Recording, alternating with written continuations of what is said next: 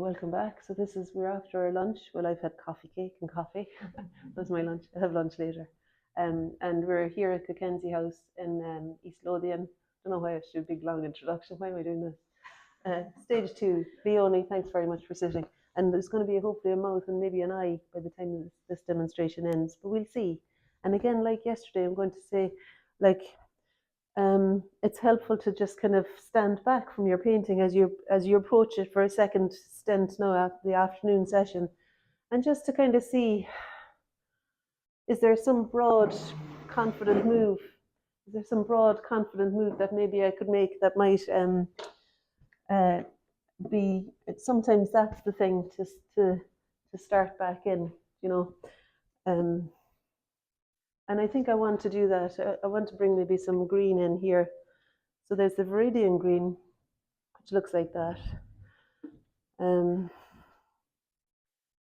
I think there's something, I suppose, because where Leonie's body connects with the chair, for me it's a diagonal. I think it helps me to have a diagonal sweep to the gesture of the body with the green rather than to go up and down with it. I kind of like that. It seems to support the seated figure, that diagonal sweep, I think. Okay, so I'm going to put a bit of water on the brush first anyway.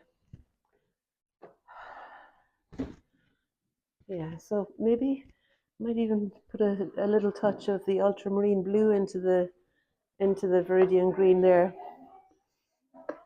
Yes, my assistant will close the door now so that I'm not being disturbed. And because that's wet now, I think it'll connect. You know, I'm seeing that it might do something. I don't know. I'm just playing about with that corner because I feel like that can be a little bit darker maybe, and be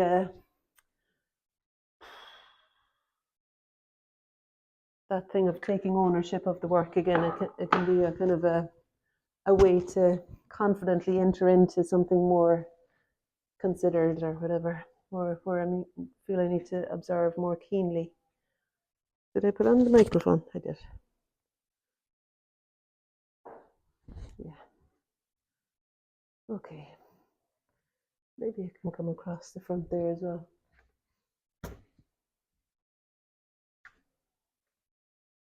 Okay, yeah. Mm-hmm.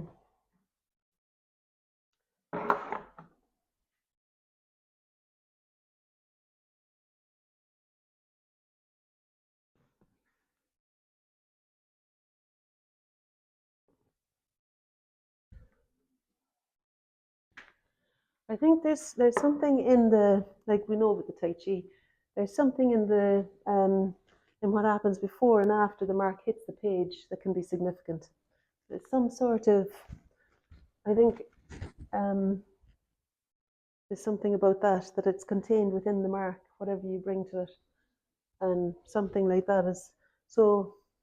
Just trust your intuition. Sometimes you stand back and you think, no, it needs to have a different direction or a bit more fluidity or breathing space, or I don't know. You mightn't put words to it, but something will. You'll kind of know that something maybe dynamic is needed somewhere, and I would play with that. Like sometimes you might do it and it's too much, but it's all right. You know, it's good to just consider.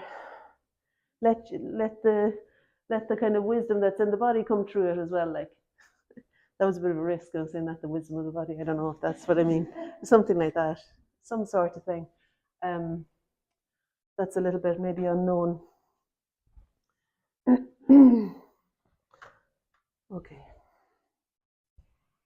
All right, and then I suppose the thing is there's a push and a pull, and then when there's something going on here that's free and fluid, it gives more of a possibility for doing something more pronounced, like more bold in the colors. For example, in the hair, I can now feel. I now feel I've got possibility of doing something dark there, and I'm going to use the alizarin crimson into that, so that it's not in any way like the color of the shirt. well, I put the alizarin crimson into the colours that I was using here, which are the viridian green and the ultramarine blue. I mean, it's a bit of a, I could have just cleaned it, you know, and which I might have to do. I'll see if it still feels like it's got too much of the sharp colour in it. Here I might as well try.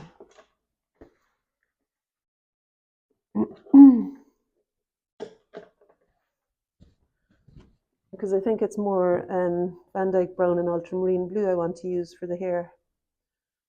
And that is a significant dark. When I half close my eyes of everything, it seems like there's something dark here and something dark here, and of course behind. But this is the part that I want to. It looks to me like it's calling attention next, you know.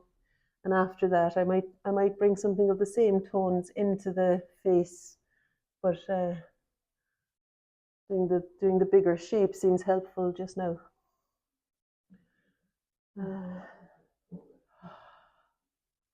God, it's gas isn't the work up.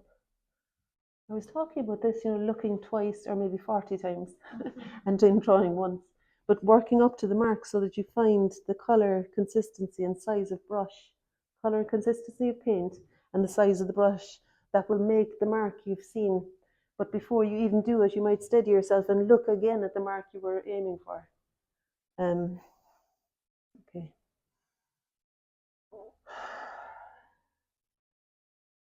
All right. And then I'm working up here because all down that side is dark, really. And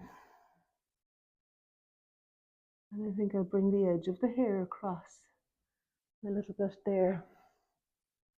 And it travels up still and over then, you know, and up and over. And then there's the arc of the other side here, which gives an impression of the cross section of the head. Arcs are really good, like for bodies. The finding the same, I think, in the shoulder. Sometimes you can continue the arc of the shoulder in order to decide where it is. So it's not like a straight line only. You could kind of consider where it would carry on and sweep down across the body. Sometimes that's helpful. Only use what's helpful to you in locating things.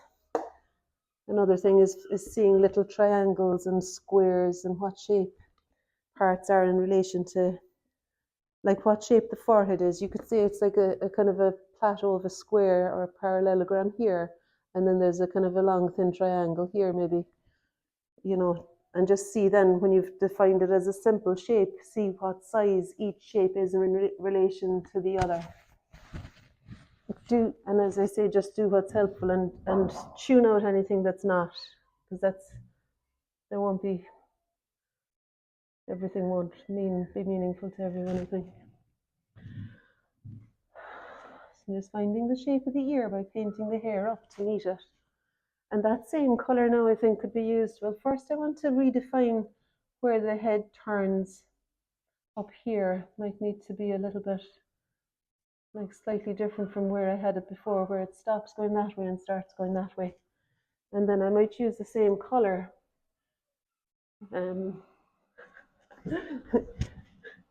Sorry, Ellie. I might use the same colour then for explaining, well, I was going to say the eyebrows, but maybe we might just go here next. You know, that's a very dark, kind of a helpful dark to explain the position of the neck and just to give me, it kind of helped with, for me to create a bit of order, I think.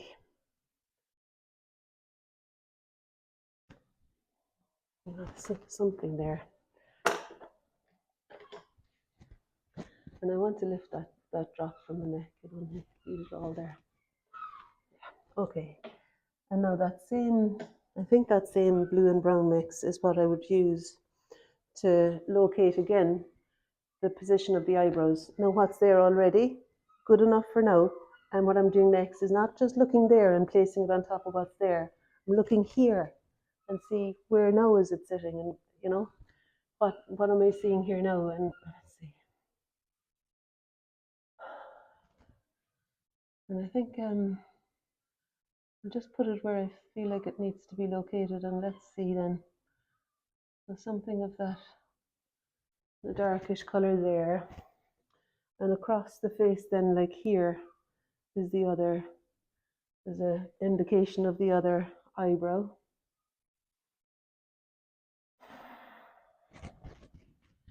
And lightening the colour a little bit, just with a touch of the water there. I'm going to find the other direction. A bit more brown, I think. Oh, we were talking about that little touch, yeah. Yeah, I would say consider how you hold the brush, actually. There's something in that. I think it needs to be held really lightly so that it could almost fall out of your hand when you're flinging a thing on or touching. So it's really using the brush not so much as a brush, but as a way to lay the colour down, to lay the water down. So it's almost parallel with the paper. And so you're not painting like this, but more so, and the touch of the, like, so it's kind of laying the water, a channel for the color to flow into, almost something like that. And when you put an area of color down, we were talking, Jane and I were talking about this, you know, you place down your square marks, which are so lovely in your painting, by the way. But if you do want part of it to be softer, once you've painted it down, what you could do then is just disturb one corner of it with water, maybe. Or as you're painting it, you could kind of, like, you might know the arc. Like, for example, this side of the nose, let me see now if we can make that curved mark. It might be to do with the consistency of paint, making sure that you've got the edge of your bristles are together. I think you do that. And then using the corner, I'm all nervous now after saying I've setting myself up here. Like, I think then what I would maybe do is, yeah, it is just using the corner of it in order to get the curved shape. And I think what I like to do is to push up so that it paints itself again on the way back down. So you're kind of making the shape within which the color can flow into, more than putting the color really on the paper itself. Sometimes, anyway. I'm going to push that up now because I don't really want that drip going down there. I'd like it to go down here instead, maybe. It's a little bit like conducting the water. Anyway, okay. And we were saying yesterday, weren't we, that it's like using the gear stick in a car, that after a while it feels like second nature.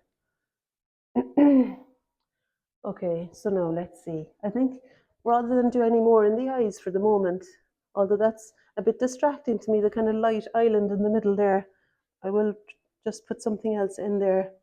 With my eyes half closed, the iris seems to sit below the, like, inside. Well, let's get that first. Hang on now. There's something like the corner. I want to be fairly clear. And then below the corner and to the left a bit is where the iris sits, I think. Maybe roughly there-ish.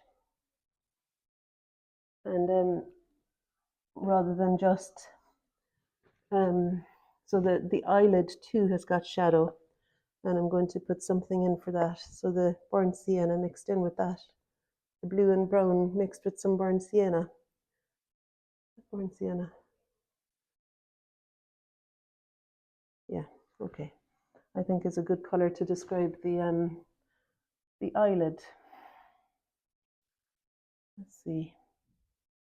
I'm just kind of pushing it up there to connect with the iris shadow. And then I think there's some sort of shadow in here too that could be explained. I'm just half closing my eyes and not really having to identify even what is iris and what is. I'm just seeing the shapes best I can of the shadows in there in order that when I come back and it's dry, I can just maybe pull out a few little things to further identify the eye. But that's enough to stop me being distracted by it.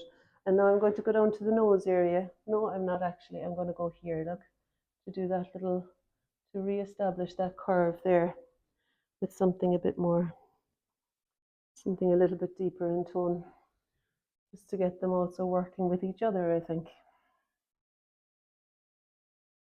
And that, I think, maybe comes across a little bit more there. And I think this can lift up a little bit, this eyebrow. Yeah. It's still kind of all to play for all the time, isn't it? Which is the kind of, it's the fun. It's also the risk, but it's the fun part of it, that it's not, we haven't made a full decision anytime really about anything. And if you're not sure, sometimes it's good to just move away from it. And what I'm going to do now is to find something of the shadow that sits under the nose there. And it's cast by the nose as well, but there's also a shadow it seems like it's all together almost, you know. I can just do something here. Now I'm just going to lift that off a little bit more. And one more time, a little bit more again. So drying the brush and scooping up the drip if it's too dominant a thing. And then the line dividing the lips is another helpful thing to find. And I would say all the time you are considering the length of things in relation to each other. Although it doesn't look as though, like that's the reason for all the looking is really where is the shadow under the nose? And where does it sit in relation to the eyebrows, in relation to the ear? I didn't look actually in relation to the ear. I don't know. But it felt like the right place. Sometimes you kind of know. I don't know. That's a bit of a, anyway. Okay. And now, so because I was thinking about you, Chantal, and the position of the mouth made it difficult to locate the nose, didn't it? So it's good to see them in relation to each other. And I want to find now where the upper lip is in relation to the nose and the chin. And I'm not so much concerned with painting a mouth. I'm thinking of the position of the dark that sits between the bottom of the nose and the chin. And the position of that dark line, it's diagonal, and it sits, most of the volume of it sits directly below the nose, and then it extends out here a little bit beyond the flesh of the nostril, you know. And above it is a lovely triangle of light, which I can later maybe look at defining a little bit more. But for now, I just want to find the character of the upper lip, the shape of what's happening there, because I find that these shadows really help to explain the form of this whole area. Okay. And then there'll be the shadow beneath the lower lip.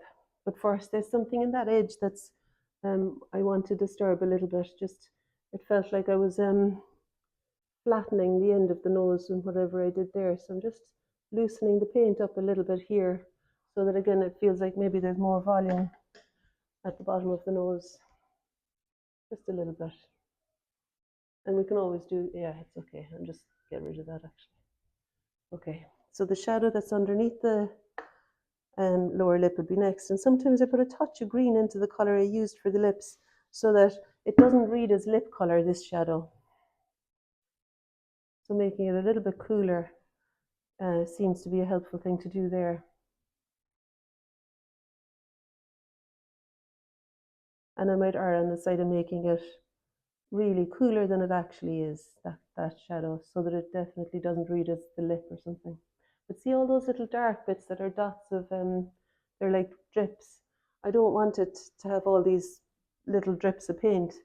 And sometimes you might want it to have those. So I'm just going to scoop them up to make the shadow a little bit more generally all one color. And I think beyond the mouth on the left too, there's a darker shadow it's a bit like a triangle. And I think it's that kind of color that comes in from the outer edge. And I might, just judging its relationship to the bottom of the nose as well. Yeah. And again, I feel like I want to lift that again. I'm not sure about that. I'll just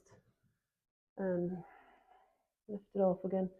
And then I think there's some shadow that runs up here too. So often you'll find that on the side of the face, you might leave a broken edge, a lost and found. So like, it seems to me like maybe a warm shadow might work now underneath the cheek on the left as I'm looking at Leonie here. So this was kind of a bit cooler, the color of that. And I see that there's another little shadow above, to the left of the tip of the nose. So I'm just indicating that with, I mean, you can't really tell, but it's a slightly different color.